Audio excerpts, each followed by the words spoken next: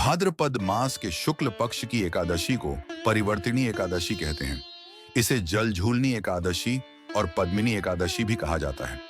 इस दिन भगवान विष्णु योग निद्रा में शयन करते हुए करवट बदलते हैं, इसलिए इसे परिवर्तिनी यानी करवट बदलने वाली एकादशी कहा जाता है।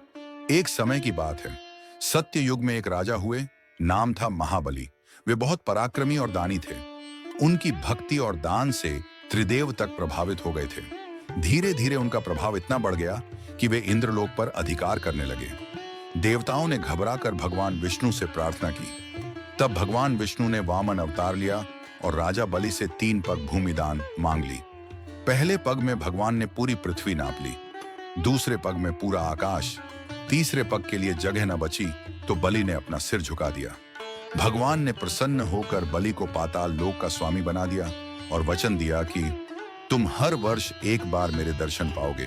जब चातुर्मास का तीसरा महीना आता है, भाद्रपद शुक्ल पक्ष, उसी दिन परिवर्तिनी एकादशी होती है। इस दिन भगवान विष्णु योग निद्रा में करवट बदलते हैं और पाताल जाकर बलि को दर्शन देते हैं। इसलिए इस एकादशी को बलि, विष्णु और दान पुण्य से जोड़कर बहुत शुभ माना जाता है।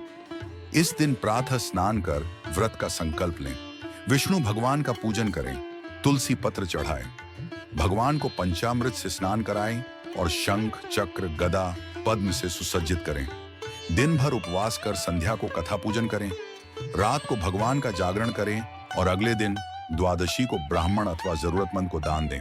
परिवर्तिनी एकादशी का व्रत करने से समस्त पाप नष्ट हो जाते हैं। इस व्रत का फल अश्वमेध यज्ञ के समान बताया गया है।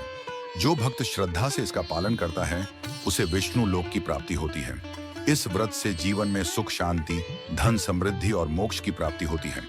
परिवर्तिनी एकादशी की कथा हमें यह सिखाती है कि भगवान विष्णु अपने भक्तों की पुकार अवश्य सुनते हैं। यह दिन पुण्य, दान, व्रत और भक्ति के लिए सर्वोत्तम माना जाता है। सिर्फ एक दिन का व्रत भी जीवन को पवित्र बना देता है। अगर आपको यह कथा अच्छी लगे तो चैनल को सब्सक्राइब करें ताकि आप भविष्य में और भी दिव्य कथाएं देख सकें।